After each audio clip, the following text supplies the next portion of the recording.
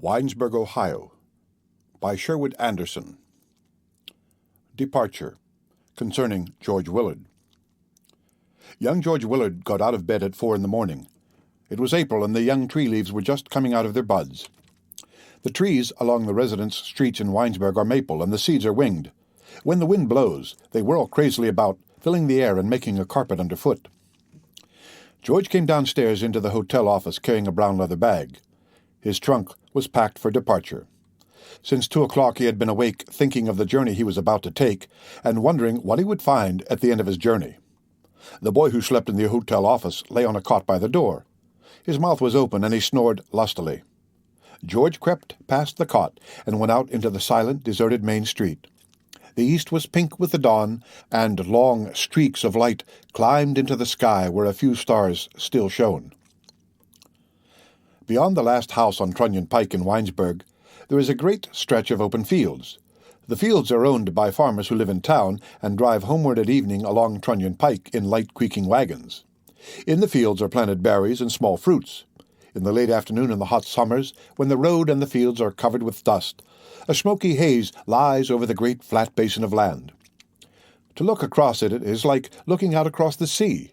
In the spring, when the land is green, the effect is somewhat different. The land becomes a wide green billiard table on which tiny human insects toil up and down. All through his boyhood and young manhood, George Willard had been in the habit of walking on Trunnion Pike.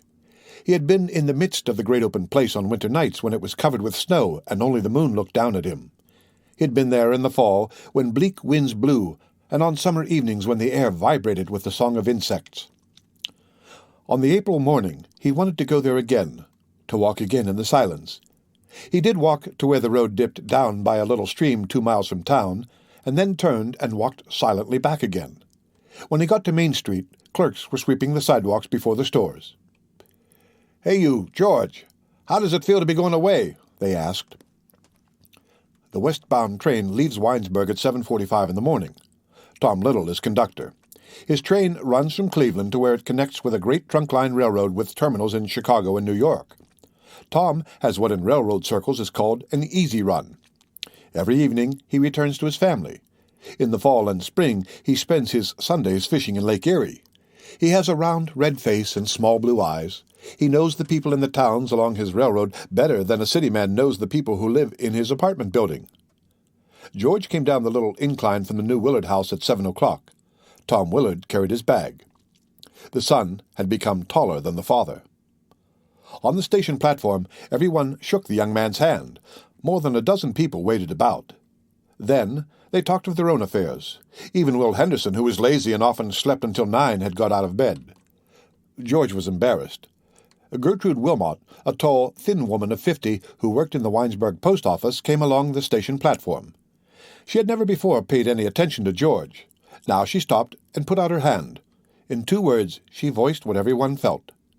"Good luck," she said sharply, and then turning, went on her way. When the train came into the station, George felt relieved. He scampered hurriedly aboard. Helen White came running along Main Street, hoping to have a parting word with him, but he had found a seat and did not see her. When the train started, Tom Little punched his ticket, grinned, and although he knew George well and knew on what adventure he was just setting out, made no comment. Tom had seen 1,000 George Willards go out of their towns to the city. It was a commonplace enough incident with him. In the smoking car there was a man who had just invited Tom to go on a fishing trip to Sandusky Bay. He wanted to accept the invitation and talk over details. George glanced up and down the car to be sure no one was looking, then took out his pocketbook and counted his money. His mind was occupied with a desire not to appear green. Almost the last words his father had said to him concerned the matter of his behavior when he got to the city. "Be a sharp one," Tom Willard had said. "Keep your eyes on your money. Be awake. That's the ticket. Don't let anyone think you're a greenhorn." After George counted his money, he looked out of the window and was surprised to see that the train was still in Winesburg. The young man, going out of his town to meet the adventure of life, began to think, but he did not think of anything very big or dramatic. Things like his mother's death, his departure from Winesburg, the uncertainty of his future life in the city, the serious and larger aspects of his life did not come into his mind. He thought of little things, Turk Smollett wheeling boards through the main street of his town in the morning, a tall woman, beautifully gowned, who had once stayed overnight at his father's hotel.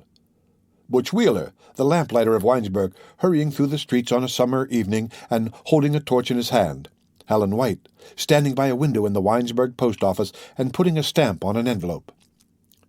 The young man's mind was carried away by his growing passion for dreams. One looking at him would not have thought him particularly sharp. With the recollection of little things occupying his mind, he closed his eyes and leaned back in the car seat.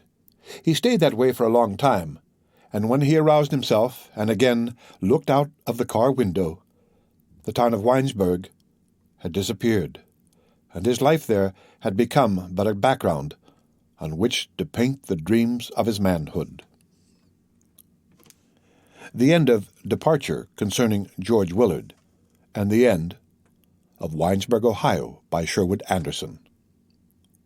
Read by Rick Kistner for Lit2Go on the web at fcit.usf.edu.